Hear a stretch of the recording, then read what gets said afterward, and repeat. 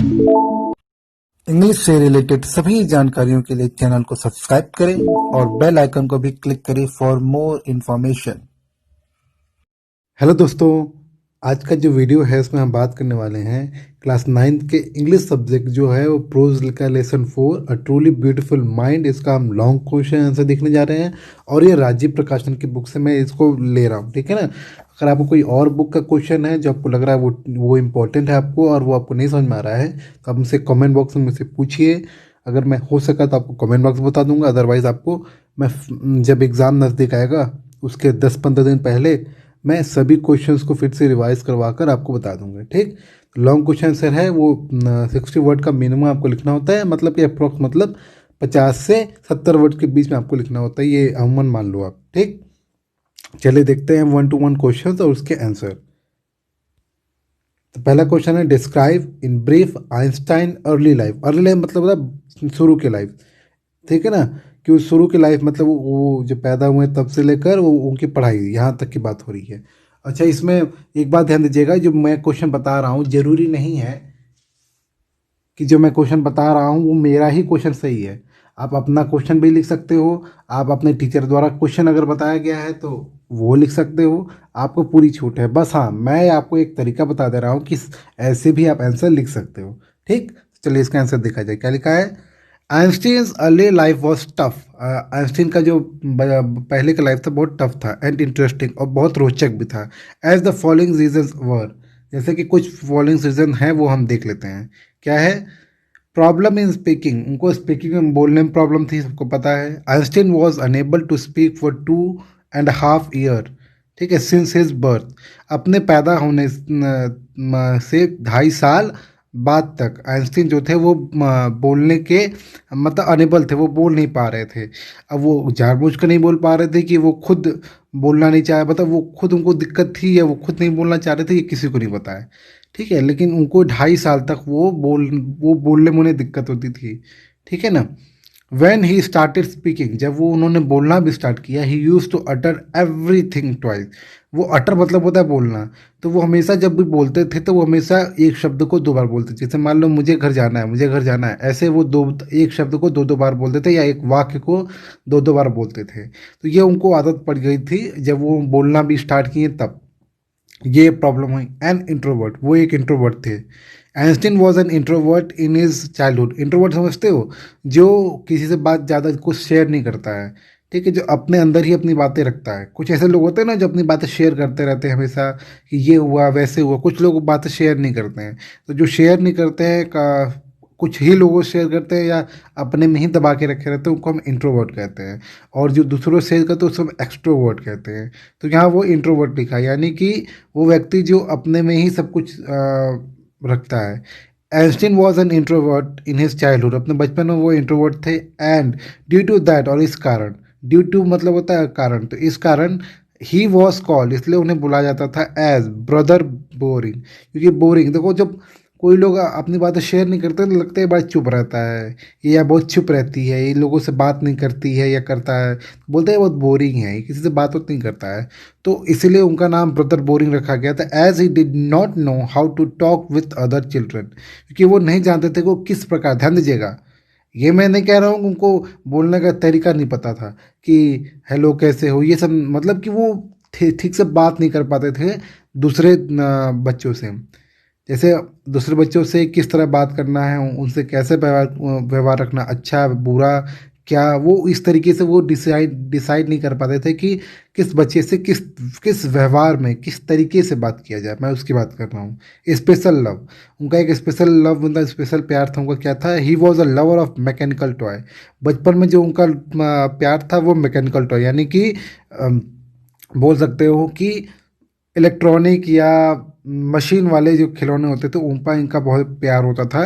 He always use to play with it, और वो हमेशा इसके साथ खेला करते थे।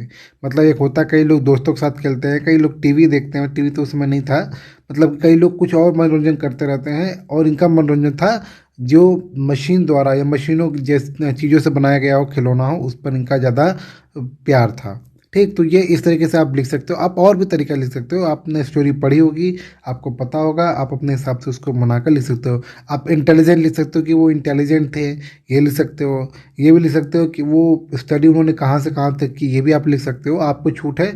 बस ध्यान दीजिएगा, हमेशा भी लॉन्ग क्वेश्चन आंसर कोशिश किया करिए 2 से 3 पैराग्राफ में लिखने की। जैसे मैंने यहाँ पे 3 पैराग्राफ में लिखा है, तो आप भी कोशिश किया करिए कि वैसे तो 4 है, लेकिन देखा जाए तो मेन 3 ही है ना।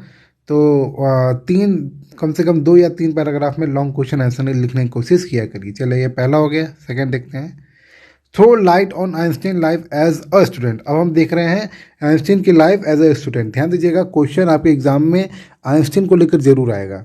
अगर लॉन्ग क्वेश्चन अगर इस चैप्टर से आता है, तो आइंस्टीन की लाइफ से लेकर जरूर आएगा कि आइंस्टीन की लाइफ कैसी थी। हो सकता है कैरेक्टर स्केच आ जाए, पूरा मतलब नहीं होता है कि पूरा कैरेक्टर स्केच बता दो आइंस्टीन की, जैसे बिस्मिल्लाह खां वाला था। तो ऐसे इसका भी आ सकता है, चांसेस हैं, और इस तरीके से भी क्वेश्चन आ सकते हैं।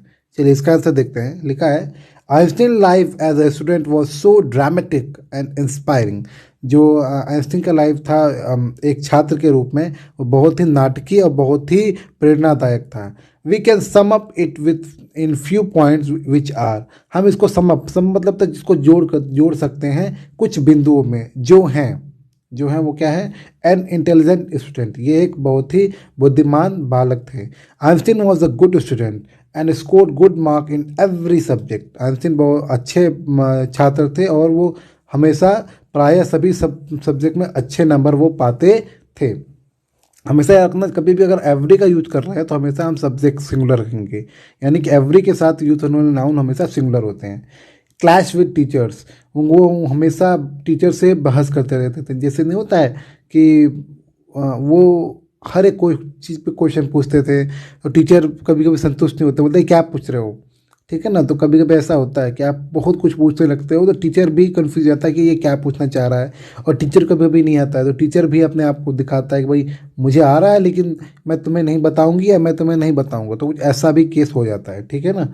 तो वो वाला केस, अब कभी कभी टीचर कहते हैं मैं आपको बाद बताऊंगा, लेकिन यहाँ पे कुछ बहस हो जाती थी टीचर से, किसकी, आइंस्टीन की। Einstein was such type of student who did not like to the strict discipline of the school. वो ऐसे छात्र थे जिनको स्ट्रिक्ट यानी जो कड़ाई होती थी स्कूल में, वो पसंद नहीं थी।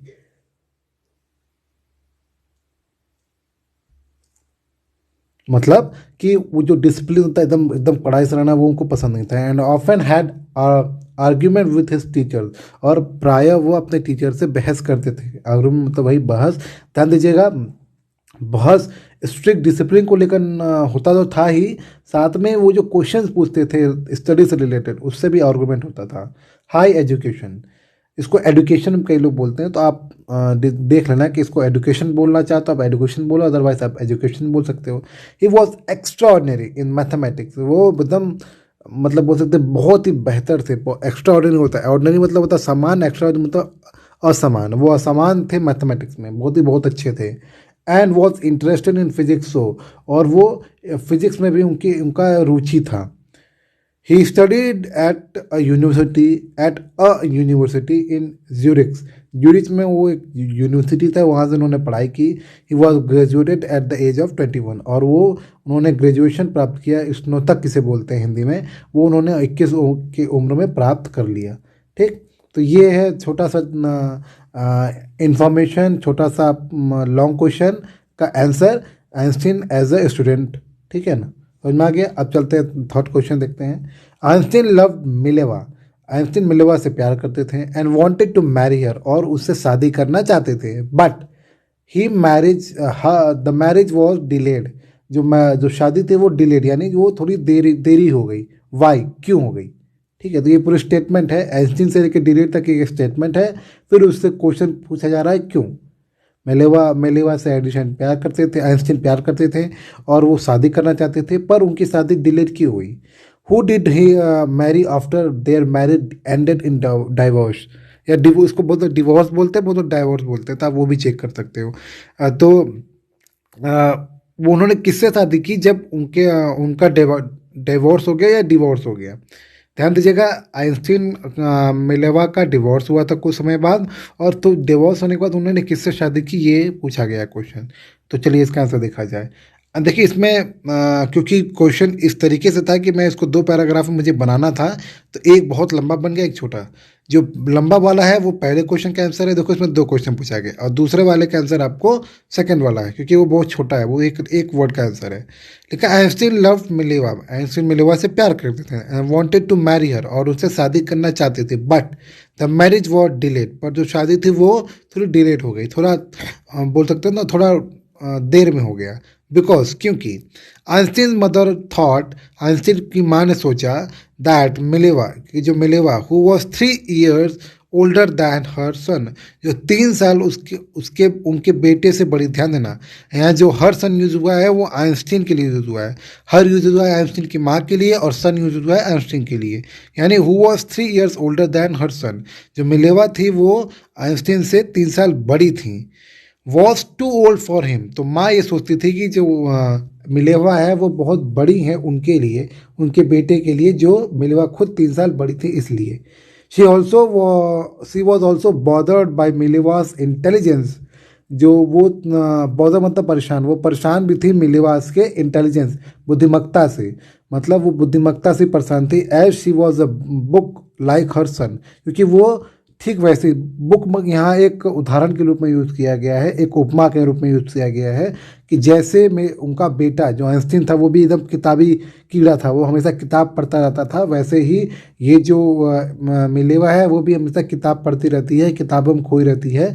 तो वो कहना चाह रहे, उनका ये विचार था कि she was also bothered by Mileva's intelligence, इसीलिए उस मिलेवा की बुद्धिमत्ता से वो थोड़ी विचलित थी, परेशान थी, as she was a book like her son, क्योंकि जो मिलेवा थी वो और उनका बेटा यानी कि आइंस्टीन दोनों एक जैसे ही थे, समान, अर्थात वो दोनों ही पढ़ाई में रुचि रखते थे और किताब पढ़ते रहते थे, इसलिए यहाँ पे उपमा, बुक का यूज़ यहाँ पे उपमा के रूप में, एग्जाम्पल के रूप में लिया गया है। Einstein and this was the reason, Einstein मतलब आगे देखो जो आइंस्टीन लिखा है वो हर सन का एक्सप्लेनेशन है, कि as she was a book like her son Einstein, वो जो थी, शी मतलब कि मिलेवा जो थी वो उनके बेटे आइंस्टीन के जैसे ही थी, इसीलिए वो चाह रहे थे कि इनकी शादी इनसे ना हो, पर बाद में शादी हो जाती है।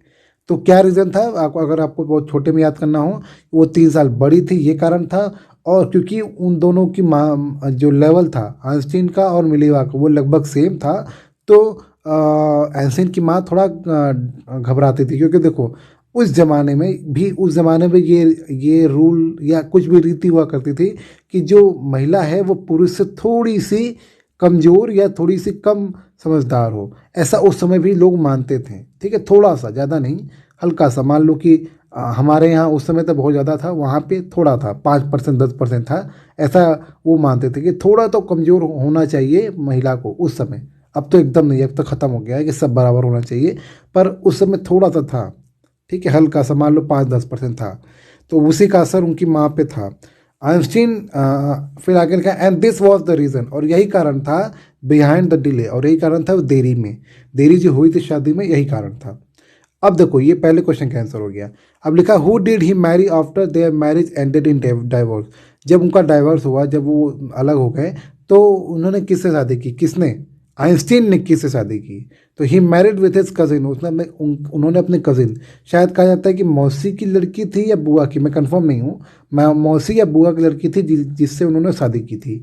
ही married with his cousin after their marriage ended in divorce, जब उनका अंत मतलब जब उनकी शादी का अंत हुआ, अर्थात डाइवोर्स हुआ किसका, मिलीवा आइंस्टीन का, तब आइंस्टीन ने अपने कजिन से कुछ महीनों बाद या 1 साल बाद शादी कर ली थी, ठीक है, मैं कंफर्म नहीं हूँ कजिन कौन, शायद बुआ की लड़की थी या मौसी की, मैं कंफर्म नहीं हूँ, उससे उन्होंने शादी कर लिया था।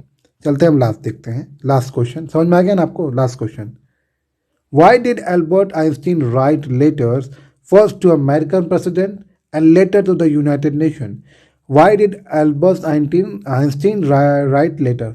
अल्बर्ट आइंस्टीन ने क्यों पत्र लिखा, फर्स्ट पहली बार, टू द अमेरिकन प्रेसिडेंट, पहली बार अमेरिकन प्रेसिडेंट मतलब अमेरिका के प्रेसिडेंट को पहला लेटर क्यों लिखा, एंड लेटर और बाद में टू द यूनाइटेड नेशन, बाद में उन्होंने यूनाइटेड नेशन को लेटर क्यों लिखा, what was the content of the two letter, content मतलब जो उसके अंदर क्या था, ठीक है, मतलब उस दोनों लेटर के अंदर कौन सी मेन बात थी जो वो अल्बर्ट आइंस्टीन ने पहले अमेरिकन प्रेसिडेंट को लिखी थी, फिर यूनाइटेड नेशन को लिखी थी। अगर आपको याद होगा तो आपको पता होगा। चलिए देख लेते हैं थोड़ा सा क्या लिखा है। अल्बर्ट आइंस्टीन, देखो ये आपको लग रहा हो कि मैंने एक में लिखा है, लेकिन नहीं, शुरू की जो 3 लाइन है वो अलग है और बाकी की जो लाइन है वो अलग है। Albert Einstein wrote letters to American president because, वहाँ लेटर्स नहीं होगा, वहाँ लेटर होगा, गलती हो गया, वहाँ लेटर्स हो गया, ध्यान देना। अल्बर्ट आइंस्टीन रोट के बाद मैंने लेटर्स लिख दिया, वहाँ लेटर होगा, एस नहीं रहेगा। तो wrote letter to American president and because he wanted no use of an atom bomb, वो नहीं चाहते थे कि एटम बम का यूज़ हो, क्योंकि उन्होंने फॉर्मूला दिया था E=mc², उसी के बेस पर परमाणु बम बना था, एटम बम बना था, और वो नहीं चाहते थे कि भाई एटम बम का यूज़ हो। तो इसीलिए उन्होंने लेटर लिखा था किसको, अमेरिकन प्रेसिडेंट को। आपको याद होगा उस समय विश्व युद्ध की तैयारी चल रही थी, तो अमेरिका ने एटम बम बनाने की सोची। तो जब अल्बर्ट आइंस्टीन को पता चला तो उन्होंने किसको पत्र लिखा, अमेरिकन प्रेसिडेंट को लिखा कि भाई देखो ऐसा कुछ प्लान मत करो, है ना। And in case of United nation, और जब हम बात करते हैं यूनाइटेड नेशन, मतलब उन्होंने 2 पत्र लिखा था ना। तो देखो क्वेश्चन क्या पूछा, ध्यान दीजिएगा। हम आंसर उतना ही लिखना चाहिए हमें जितना क्वेश्चन पूछा है। हमसे क्वेश्चन पूछा गया पहला कि अल्बर्ट आइंस्टीन ने पहला लेटर अमेरिकन प्रेसिडेंट और दूसरा बाद में लेटर यूनाइटेड नेशन को क्यों लिखा।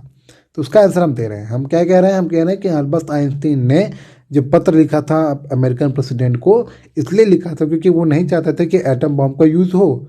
और in case of United nation, और जब हम बात करते हैं यूनाइटेड नेशन, देखो इन केस ऑफ मतलब होता है उस बारे में। जब हम यूनाइटेड नेशन के बारे में बात करते हैं, उनके लेटर के बारे में बात करते हैं, ही offered an option of world government, उन्होंने ऑफर किया था यूनाइटेड नेशन को कि एक वर्ल्ड गवर्नमेंट बनाया जाए। मतलब कि जैसे हमारा खुद का गवर्नमेंट है ना, इंडिया का, पाकिस्तान का, अमेरिका का, न्यूजीलैंड का, श्रीलंका का। तो उन्होंने प्रस्ताव दिया था क्यों ना एक पूरी दुनिया का एक गवर्नमेंट बना दिया जाए। ठीक, तो ये प्रस्ताव उन्होंने दिया था उस समय। अब चलते हैं, क्या पूछा है कि उसके अंदर कंटेंट क्या था, मतलब उसके अंदर मेन बातें क्या थी, देखते हैं। Albert Einstein wrote first letter to the American president, उन्होंने पहला लेटर अमेरिकन प्रेसिडेंट को लिखा था। इन विच ही वॉन्ट दैट, उन्होंने एक धमकी दी थी बोल सकते हो, या चेतावनी दी थी, दैट की चेतावनी कह सकते हो। The bomb like atom bomb, जो बॉम्ब एटम बम की तरह, मतलब बम तो कई प्रकार के होते हैं ना, छोटे बड़े, तो वो बॉम्ब जो एटम बम होगा, might very well destroy the whole port together with some of the around surrounding territory. वो उन्होंने कहा कि अगर आप एटम बम जैसा कोई चीज़ बनाओगे, माइट वेरी वेल डिस्ट्रॉय, वो शायद बहुत बुरी तरीके से तबाह कर देगी the whole port together. Port मतलब कोई बंदरगाह, कुछ भी, मतलब नॉर्मली लोग बंदरगाह पे ही अटैक कर देते पहले, कि जहाँ पे ढेर सारी गाड़ियाँ या जहाँ ढेर सारे जहाज़ रखे हों वहीं पे लोग अटैक कर देते हैं। तो वही लिखा है कि अगर आप किसी बंदरगाह पे अटैक करने, जहाँ जहाज़ खड़े किए जाते हैं, वहाँ पर अगर आप अटैक करोगे together with some of the surrounding territory, तो ये तबाह कर देगा उस पोर्ट को, उस बंदरगाह को, और साथ में उसके अगल बगल जितनी टेरिटरी मतलब जितनी भी वहाँ अगल बगल जितनी ज़मीन होंगी, जितनी भी संपत्ति होगी, वो भी तबाह हो जाएगी। तो अल्बर्ट आइंस्टीन को पता था कि भाई अगर हम कहीं एक जगह टारगेट करके गिरा रहे हैं बम, तो इसका मतलब ये नहीं है कि बस वहीं ख़राब होगा। ये एटम बम क्या कर देगा, अगल बगल की जगह को भी एकदम तबाह कर देगा। तो इसलिए उन्होंने लेटर लिखा था किसको, अल्बर्ट आइंस्टीन को। आज अल्बर्ट आइंस्टीन ने अमेरिकन प्रेसिडेंट को लिखा था। समझ में आ गया। अब हम चल रहे हैं, आगे लिखा है फुल स्टॉप के बाद, when his word did not fail to have an effect.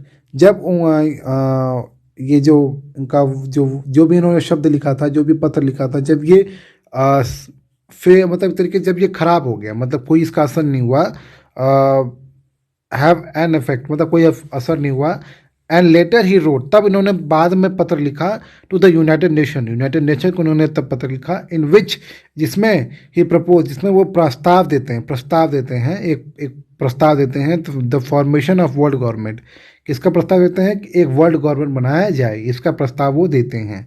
ठीक, तो ये है आपका आंसर 4th क्वेश्चन का। एक बात ध्यान दीजिएगा, अमेरिकन प्रेसिडेंट की पहले द का यूज़ करता है। अगर मान लो कि मैंने कहीं भी मतलब सेंटेंस में देख लो, पहली लाइन जो लिखी है, जो मैंने आंसर लिखा है, उसमें मैंने द नहीं लिखा है, तो आप ये ध्यान दीजिएगा, द लिख लीजिएगा, कभी भी गलती हो जाती है। तो अल्बर्ट आइंस्टीन रोड लेटर्स में एस हटाना पड़ेगा आपको, और टू के बाद जो अमेरिकन लिखा है उसके बीच में आप द लगा देना, टू द अमेरिकन प्रेसिडेंट, ठीक है ना। तो ये ध्यान दीजिएगा। तो ये है आपका चौथे क्वेश्चन का आंसर। होप आपको समझ में आया होगा।